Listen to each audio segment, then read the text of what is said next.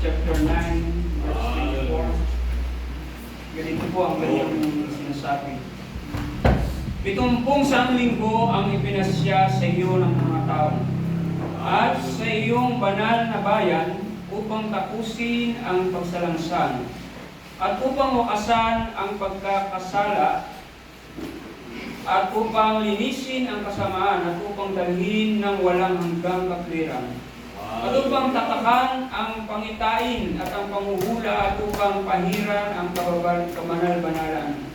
25, iyong ang talastasin at bulayin na mula sa paglabas ng utos na isauli at itayo ang Jerusalem na pinahiran na prinsipe. Magiging 7 sanglinggo at 62 sanglinggo, ito'y matatayo uli na may salansangan at kuta sa makatuwid bagay sa mga panahong bagabag. At pagkatapos ng 62 sanglinggo, may hiwalay at pinahiran na mawawalan ng anuman at gigibayin ang bayan at ang sanktuaryo ng mga tao sa prinsiping darating at ang wakas niyaon ay sa pamamagitan ng baha hanggang sa wakas ay magkakaroon ng digma. Mga pagkasira ay pinasiya na last verse at pinatitibayan niya ang tipang na marami sa isang linggo at sa kalahati ng isang linggo ay kanyang ipatitigil ang hain at ang alay at ang pakpak ng kasuklam ay paruroon ng isang maninira hanggang sa wakas at pagkapasya ay mabubuhos ang puot sa maninira. Dagdag ng Diyos ang pagpapala sa kanyang mga salita, tayo po'y madaling manalangin. Aming ang banal ng Panginoon sa lahat. Sa umagang ito, Panginoon, kaya po Diyos na patuloy niyo pong idagdag ang kapahayagan sa mga nabasang salita, Panginoon. Dahil po na gamitin niyo lamang po, Panginoon, ang iyong malit na ito, Lord, ayaw mo na ang iyong dakilang kapahayagan. Makita ng bawat isa, Panginoon, itago niyo po ako sa iyong likuran, Panginoon, upang sa ganon, Diyos, ay katagpuin niyo, Panginoon, ang aming mga pangangailangan spiritual, O Lord. Paano kinatagpo niyo ang aming mga pangangailangan physical, material, emotional, at sa mga bagay na panlupa. Higit sa lahat, dakilang Diyos kami sumasampalatayang natatagpuin mo ang aming mga pangangailangan spiritual. Lord, minsan pa, ang iyong Banal Espiritu Santo magturo sa bawat isa sa amin at ikaw ang sa iyong malwalahat mataas. Kung dalangin naman sa pangalan ni Cristo Jesus. Amen. Amen. Praise God, tayo may mga po na mga kapatid at atin lamang po itong patuloy ang aking naibahagi noong nakaraan, which is we do believe we're still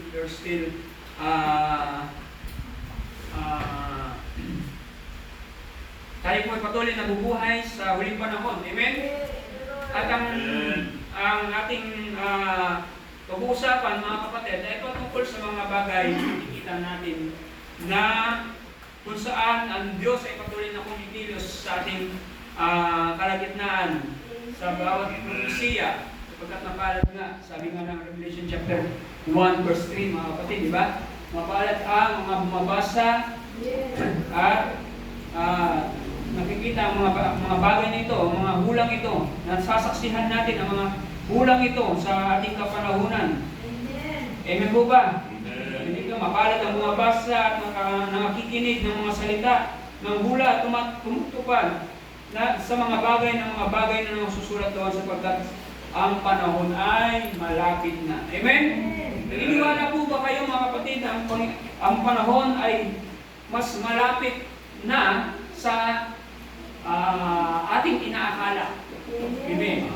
Minsan na nabanggit yan ng ating kapatid ng dakilang propeta sa kapanahunan. At sa panahon ito, mga kapatid, ay umpisahan po natin, mga kapatid, si Mr. Modern Event Clear by Prophecy. Series kasi itong inihanda ko, mga kapatid. At sa kasalukuyan, alam natin na itong 70 weeks of Daniel ay ito yung mga sequence of event which is napatalakay natin yung Ezekiel 37. Kailangan may kaalaman tayo dito at may kamulatan tayo sa mga bagay na nangyari sa ating kapanahunan. Amen? At yung binasa nga natin kanina, mga kapatid, mga ilang talata lang yan, pero kung ito po ay ating pagbulay-bulayan, mga kapatid, meron po tayo mga ilang minuto na pag-usapan ng mga bagay nito. I do believe na ang Diyos ang siyang naagapay sa atin at magpapaunawa sa mga bagay nito. Amen? So yan, mga kapatid, 70 weeks prophecy of Daniel. Yan yung mga chart lang yan, mga kapatid, which is even our beloved prophet in these last days, mga kapatid, ay may mga ganyan siyang tinalakay, which is ang pinag-isa nga sa pinagbatayan niya, yung mga chart ng mga nauna, mga scholar. Ngunit dahil sa ang propeta sa kapanahon na mayroong isang espesyal na tagapagturo, walang ibang pa ng Espiritu Santo, at kinukurik din naman ito ng isang tagagabay niya, ang anghel na nakatalaga sa kanya. I do believe the same angel that we can guide us, the same Holy Spirit that can guide to each every one of us kung patuloy tayo magpapalalim at nanasain ang kaunawaan at kaalaman at kapahayagan na nais ipahayag ng Panginoon. Amen? Ang mga lingkod ng Diyos ay daluyan lamang. They are the mouthpiece of God. They are the speaker. Amen? Pero ang unawa, ang kaalaman ay nanggagaling pa rin sa Panginoon. Amen? Amen? So yan, mga kapatid, yung mga bagay na yan. Dito kasi sa message, alam po natin, may dalawang uri kasi ng stand dito. Meron naniniwala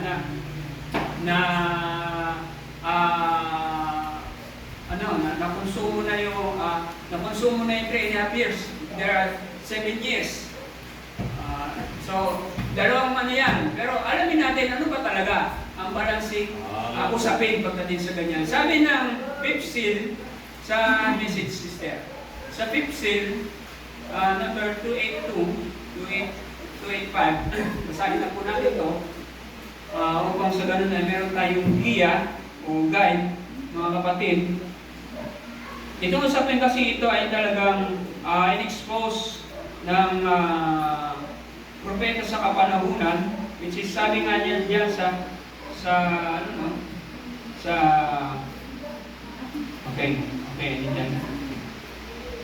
and the prophecy, the two witnesses prophecy in the time of Daniel's second half of the 70 weeks. That is the last 3.5 years. Amen? Remember how we took the Daniel 70 week. I said we would need it when we got in here. I didn't know why, but something told me we would need it, and here we are. And here we are. Nakita mo sister sa the 5th seal, number 282. Okay na? Ibaba mo ng konti. Para medyo... Okay, yan. Remember. Remember. Okay. See? Notice. Okay, yun na. Sa 284. Notice, in the time of Daniel, now remember, Daniel was told that the Messiah would come, the Messiah, rather in would prophecy. Israel still had 70 weeks left. Amen? And in the midst of the 70 weeks, the Messiah would be cut off and the daily sacrifice taken away. Is that right? But there were still 3.5 weeks determined. Amen? Okay, ano pa, sister? Ito 85. And this black, he takes the Gentile bride.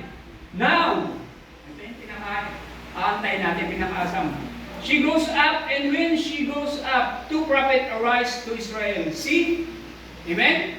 Amen. So yan, mga kapatid. Kung mayroon kayong mga message dyan, pwede nyo subaybayan. Amin lamang po mga kapatid, ay para may guide tayo sa tamang kapahayagan patungkol sa mga bagay na ito. Amen? So, current event tayo, sister. Okay. Hello, andyan pa po ba tayo, mga kapatid? Current events happening in Israel time, because we do believe Israel is the time clock of the coming of our Lord Jesus Christ. Amen? At dito, mga kapatid, O yan, ito, yung nabasa natin ng kamakailan, dagdag ano to, yung sa Ezekiel 38:39, kung hindi po natin babalikan, ito yung mga pinatawag na mga ancient name, which is sa kasalukuyan mga kapatid, ay ang katumbas nito sa modern name, nakagaya ng yan, yung mga nakasulat naman dyan, hindi ko na sasalitain dahil nababasa nyo naman, na malinaw po ba? O gusto niyo papatay natin yung ilaw dito para mas ano naman? Hallelujah. Amen. O yan, mas malinaw po. Okay? Para dahil ang oras ay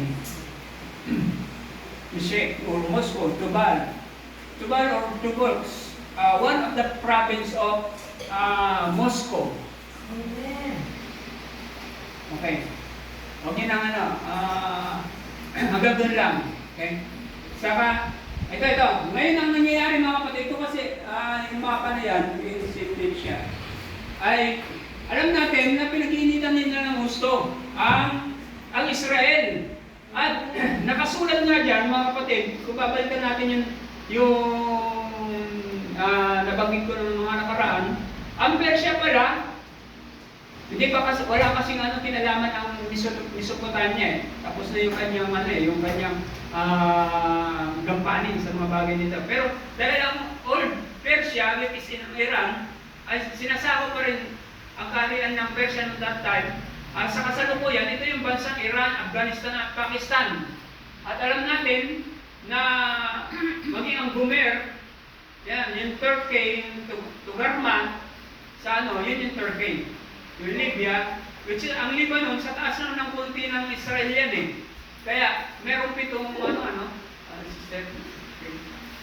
Ito na yung mga ilan na yung pupulbos ng Israel, na mga leader. Imagine, since October 7, talagang hindi na napigilan ng kahit sino mga leader, ang galit ng Israel, siguro napapanahon na rin, ay isa-isa niyang tinugis ang mga leader hanggang sa kahuli-hulihan na itong si Yahya Sinwar, which is ang impormasyon dyan mga kapatid, ay siya yung talagang may pinakautak kung bakit nangyari yung October 7 massacre, para massacre kasi yun, yung 1,000 plus na mga Jewish pinidnap, pinagpapatay, mga bata, mga matanda, walang awang ginawa ng mga Hamas. Okay, sister. O yan mga kapatid. Imagine, yan mga picture lang yan para maglabigyan kayo ng idea. Ito yung kamakailan lang, noong October, lang yan, mga kapatid. Latest lang yan, yung pagkamatay ng si Sinwar. Yan, Yahya Sinwar yata yan. Na kung saan talaga ginamit lahat ng persa ng Israel kung paano tuwisin ang utak. At maraming mga leader na natutuwa, may mga leader din na hindi. Of course, yung mga kapanalig na mga kaaway ng Israel. Amen? Okay, tingnan nyo, imagine mga kapatid. Mga bata pa lang, minumulang na ng mga leader na yan, kung paano umawak ng baril. Walang pangwang yan. Imagine yung bata, yung siguro ako niya yan. Ano kaya itong usapan nilang magluluan? Itong lolo ko, walang paano sabi. Imbis na lapis at bulpin papel ang aking hawakan baril na paano ko gagamitin siguro sa isip ng bata. Pero ganun pa man, alam natin na ganyan talaga ang kaisipan ng mga kaaway ng mga Israelita. Hindi po ba? Dito, nakasulat naman kasi yan mga kapatid, na maging sa Psalms 83, medyo mahaba-haba kasi yun.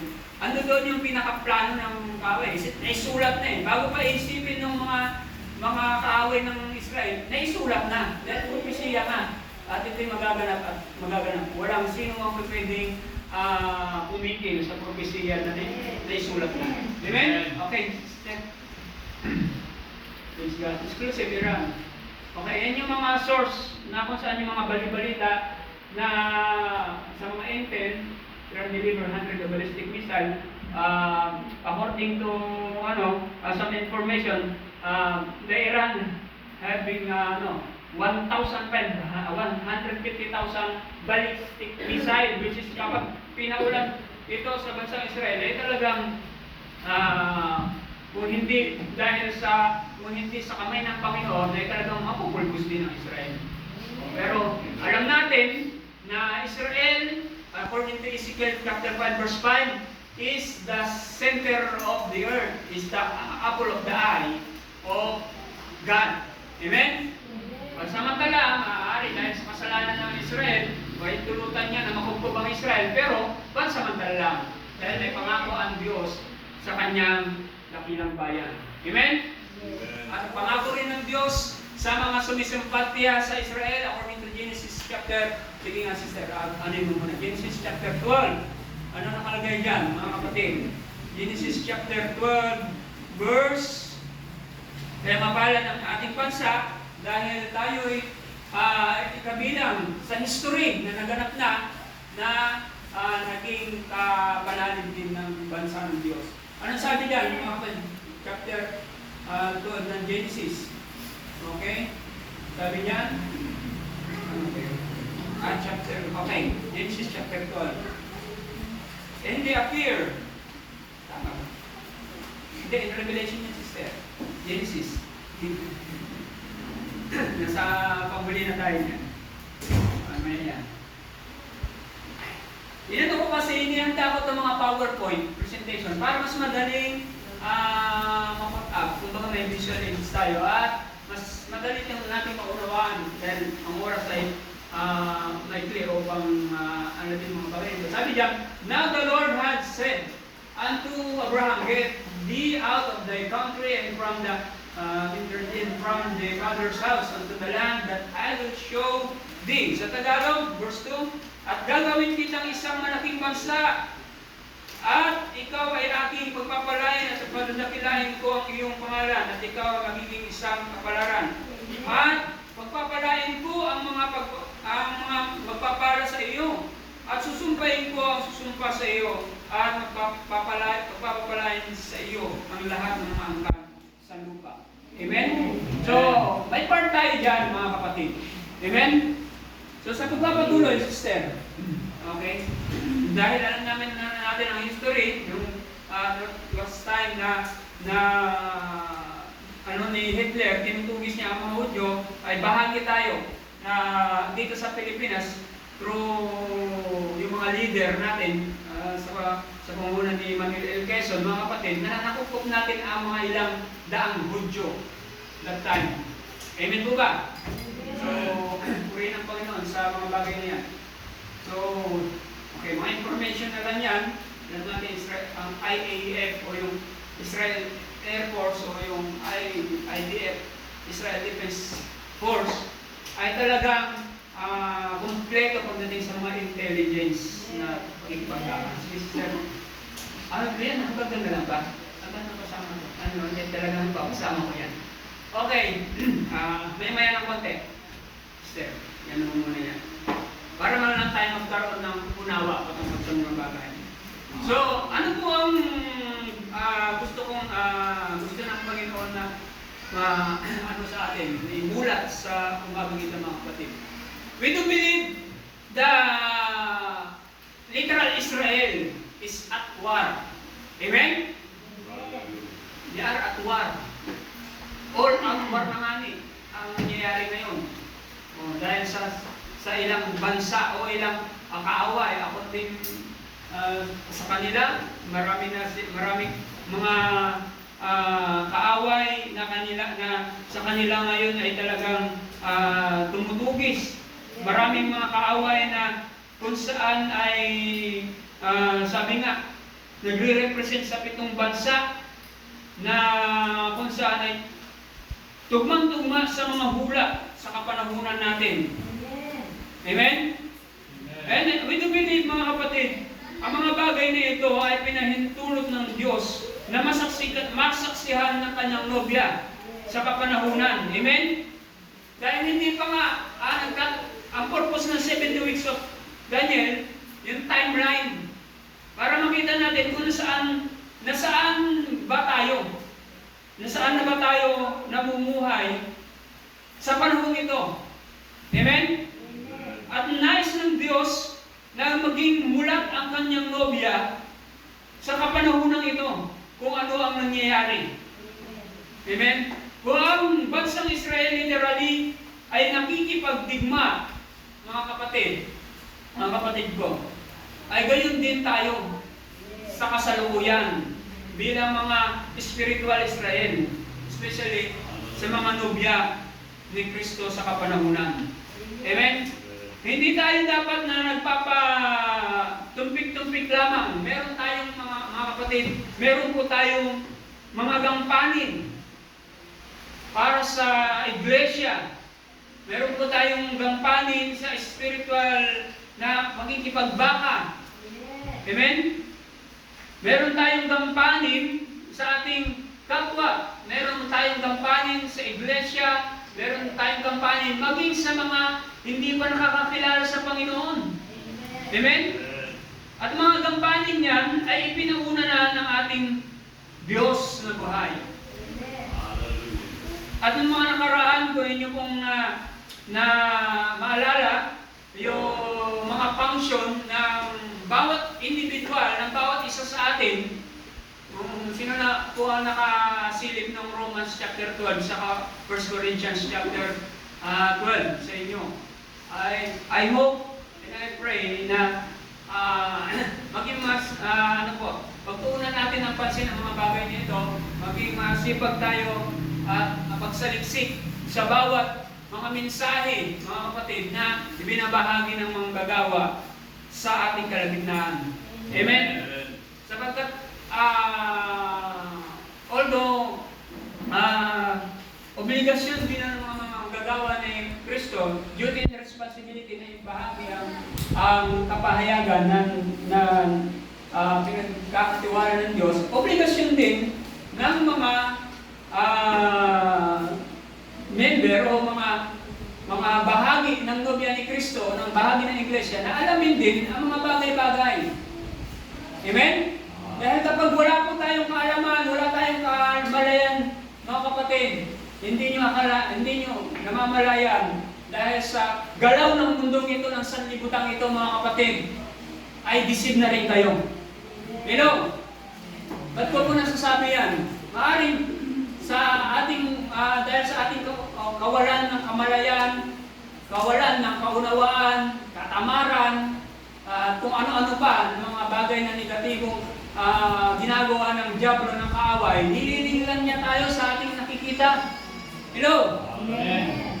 Mga kapatid, huwag natin hayaan na nilangin tayo ng diablo. Mga kapatid. Amen. Dahil maging ang mga apostol, sabi niya sa aklat ng Korinto, ay ganito, mga kapatid, naalala ko lamang at nais ko pong ibahagi sa inyo mga bagay nito. Sabi niya dito sa 2 Corinthians chapter 4, mga kapatid, verse 3, at kung ang aming ebanghelyo ay natatakluban pa at may talukbong sa mga napapahamak, sabi dito, kung may napapahamak talaga, mga kapatid, na binulag ng Diyos ng sanlibutan ito ang mga pag-iisip ng mga hindi nagsisasampalataya, upang sa kanila'y huwag sumila ang kaliwanagan ng ebanghelyo ng kalwalhatian ni Kristo na siyang larawan ng Diyos. Sapagkat hindi namin ipinangangaral ang aming sarili, kundi si Kristo Jesus na Panginoon, at kami ay gaya ng inyo mga alipin dahil kay Kristo. Amen? Yama ang Diyos ang nagsabi, maningning ang ilaw ng sa kadiliman, na siyang nagniningning sa aming mga puso upang magbigay ng liwanag ng pagkakilala sa kalwalhatian ng Diyos sa mukha ng ating Panginoong Jesucristo. Amen? Alam natin, mga kapatid, sa panahon natin ngayon, sagana sa pangangaral. Minsan nga, dahil sa sobrang kasaganaan ng pangangaral, yung iba, deadma na lang. Hindi nila siniseryoso ang salita ng Diyos. mas higit pa nila siniseryoso, binibigyan ng panahon ang mga bagay na nakikita nila, sa akala ay magandang tingnan, nakakaaliw, at kung ano-ano pa. Pero hindi nila alam, yun ay lugar na pala ng bilang ng Diablo ng kaaway.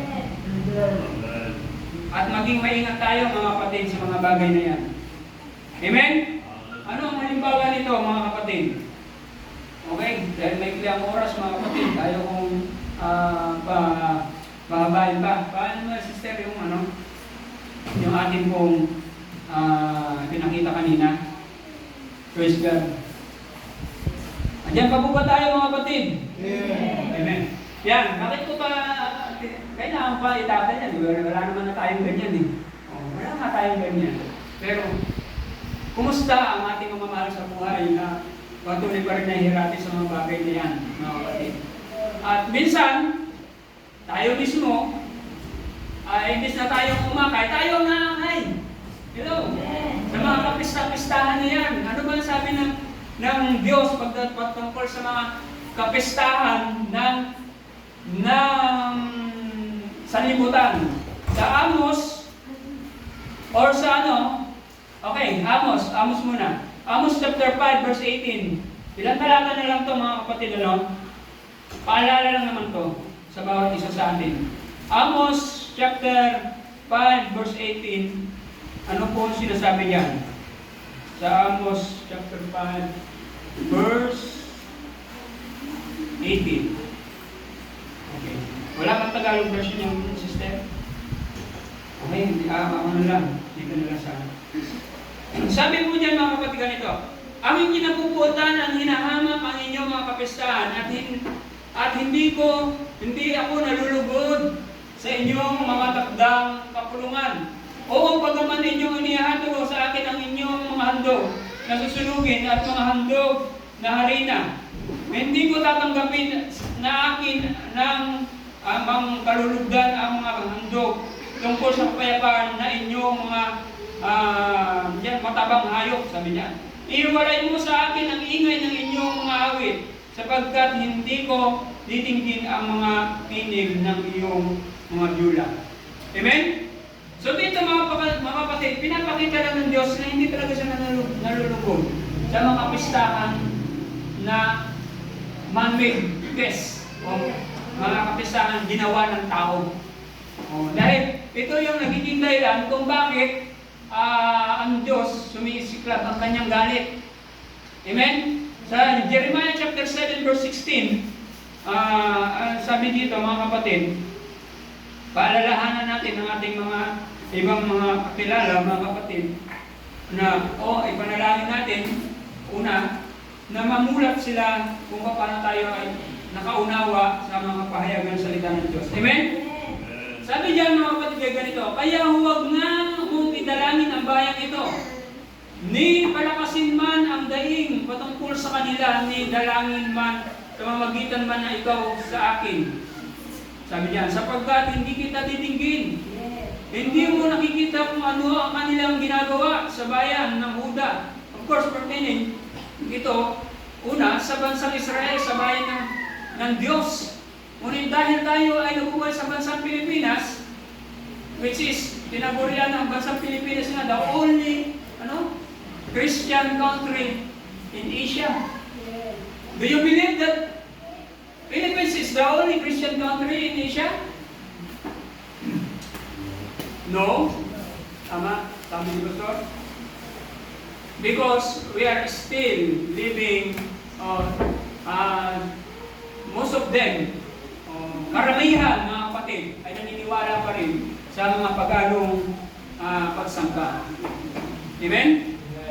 At sabi dito sa verse 18, ang mga anak na namumulot ng kahoy at ang mga amay na kapaningas ng apoy at ang mga babae na namamasa ng masa upang igawa ng mga tinapay ang reyna ng langit. Yun yung pinakita ko sa inyo kanina, reyna ng langit. Ginawa lang nila si Virgin Mary, di ba?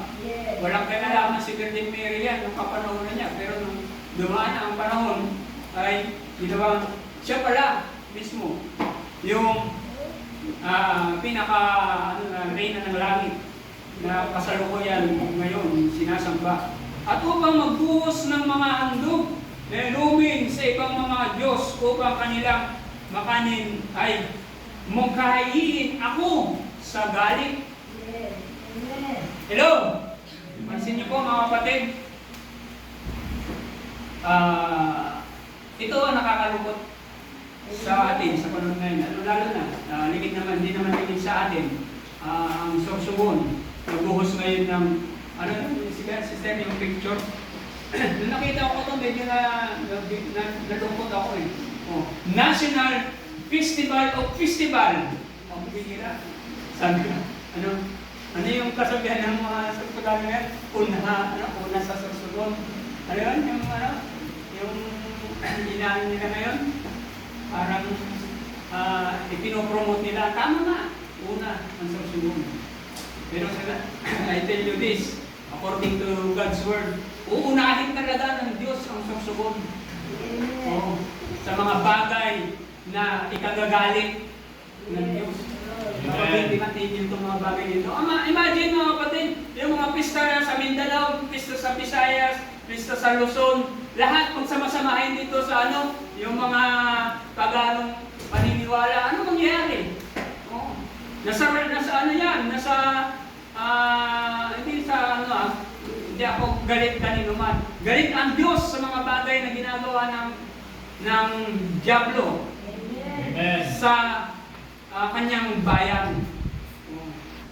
Tayo, mapalad tayo mga kapatid dahil iminumulat tayo ng Diyos, ipinapaunawa ng Diyos sa atin ang kanyang salita.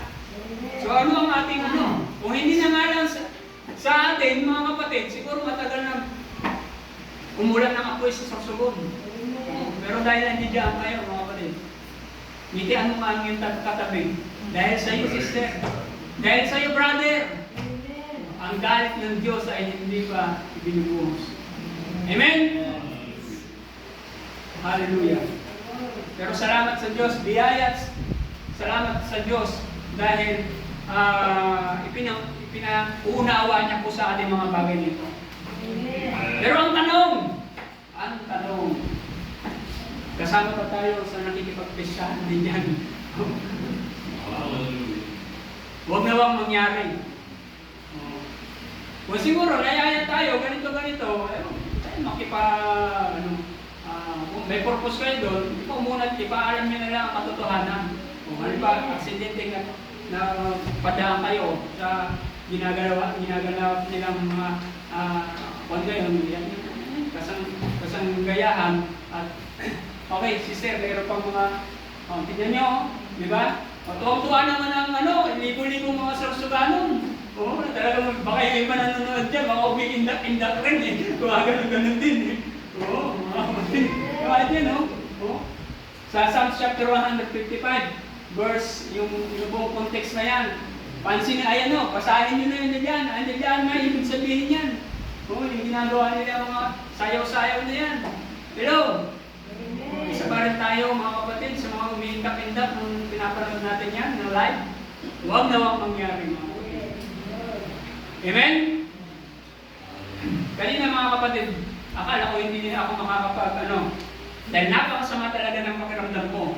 Pagdating ka lang, bihingi ako ng yung sister dyan. Pero, ganun pa man, tinulutulungan tayo ng Banal na Espiritu Santo upang ipahayag ang mga bagay na ito para maipamulat ang bawat isa sa atin at magkaroon po tayo ng kamalayan at higit sa lahat ng concern sa ating mga mahal sa buhay, sa ating mga kapatid na hindi pa nakaabot ng biyaya at tabag ng Diyos, of course, higit sa lahat ng salita ng Diyos sa kanilang kaligtasan. Amen? Amen. So, mayroon ba, sister?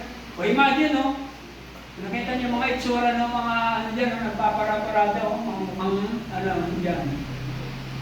Mukhang mga, hindi naman natin sila dinadance. Pero sila mismo kasi nagpapa-judge eh. Of course, ang Lobyan ni Cristo makakasamang judge sa panahon na umupo ang Kristo. Amen? Pero ako, kung tatanungin nyo, mas gugustuhin ko pang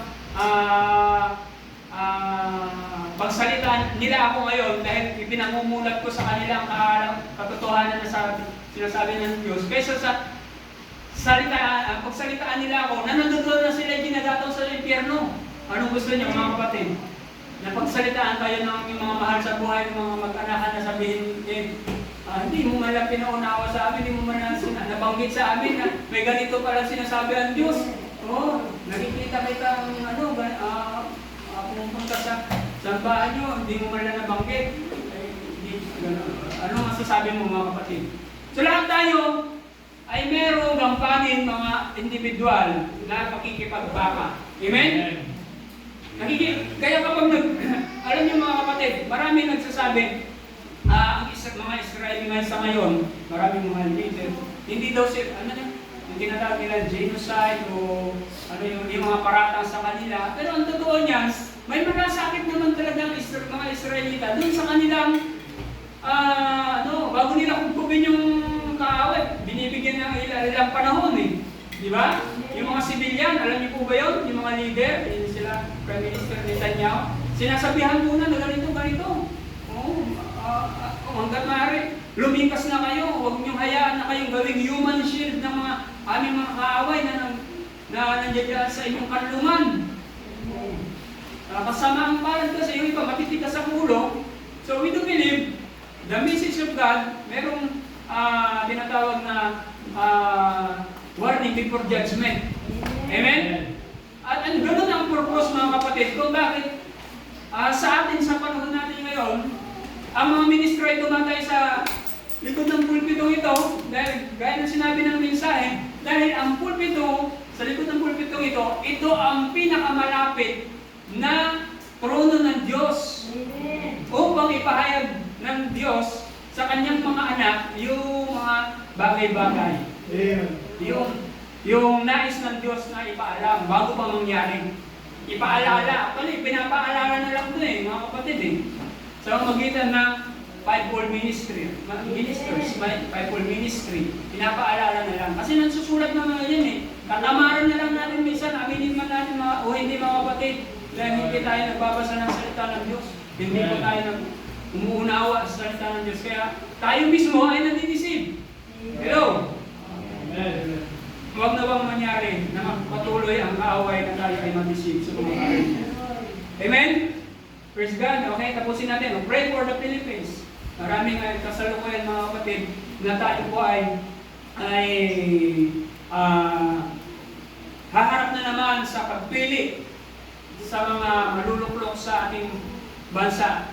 Sa panalangin natin na magluklok na ang Diyos ng mga tao muna sa lahat, may takot sa Kanya. Para tamasa natin kung mayroong pagpapala na ibubuhos ang Diyos sa ating bansa, sa ating bayan, ay magluklok siya ng mga taong nararapat. Amen? Ulit ka lang siguro sister, ano ba sabi ng Proverbs chapter 29? Okay, mga kapatid, medyo kuwan po tayo.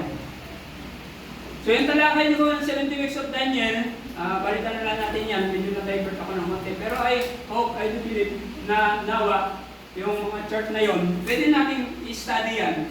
Pwede nyo hingi kay sister. O pwede kung paano yan. Alamin natin. Suppose kung may mga katanungan kayo na medyo may mga bahagyang na parang hindi nalalabuan kayo, pwede nyo itanong sa mga manggagawa ng Diyos, especially sa lokal pastor sa iglesyang ito. Amen? Praise God. So, yun po. Anong sabi diyan mga kapatid? Ulit talata siguro tayo magtatapos na sa maikling teaching at the same time exhortation ano man mga bagay nito na inilibig ng Lord sa atin mga kapatid. Ano sabi diyan mga kapatid sa Kawikaan? Kawikaan ba yung nabanggit ko? Okay. Proverb. Tama. Tinagalog ko lang. Praise God. Kawikaan chapter 29 verse 1 to Sige sister, Pag-pray natin to, sabi dito, ano sabi dyan mga kapatid? Ang madalas na masaway na nagpapatigas ng kanyang liig ay biglang mababalik. Stepnik ba yun nakalagay dyan? He that being open reproof, hardened his neck. Kala ko stepnik. Medyo maano na yung mata ko eh. At walang kagamutan. Imagine. Pagka ang matuwid ay dumadami, ang bayan ay nagagalak. Ngunit pagka ang masama ay napupuno, ang bayan ay nagbubuntong hininga. Amen? Subukan mo mga kapatid yung magbuntong hininga ka. Parang ano, no? Parang napakabigat, no? Pero kung nagagalak ka, ini-imagine mo na hinahit ni Lord ang mga stress sa buhay mo, mga depression, mga bagay na yan mga kapatid na kinakaharap mo ngayon ay, di ba mga kapatid, nagsashine ang ating mga aura o ang ating mga mukha sa ating mga nakakasalubong. Amen? Amen.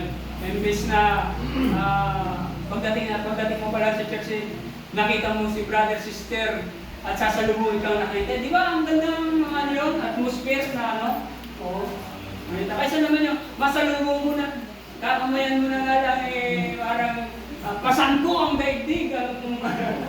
Sure, napakahirap yan mga kapatid. Ipakita natin mga kapatid, gaya ng sinasabi ng last na to, na tagubili ni Apostol Pablo sa Philippians chapter 4 verse 4. Okay. Minsan pa mga kapatid, tayo ay tumayo. Hindi po mga kapatid, anong sabi niyan? Magalak kayo lagi sa Panginoon. Sabi niya mga kapatid. Sabihin mo nga sa iyong kapatid, sa iyong tabi ngayon, magalak ka sister. Magalak ka brother. Magalak ka. Yan, tagubilin ni Apostol Paul. Bagaman nakikita natin ang mga bagay na ito na ginagawa ng dyablo sa ating kalagitnaan, pero dahil sa kagalakan natin sa Diyos, sa pakikinig ng Kanyang salita, I do believe, mga kapatid, bibigyan ka ng kaminawa ng Panginoon. Amen po ba? So, minsan awitan ba natin ng ating Panginoon?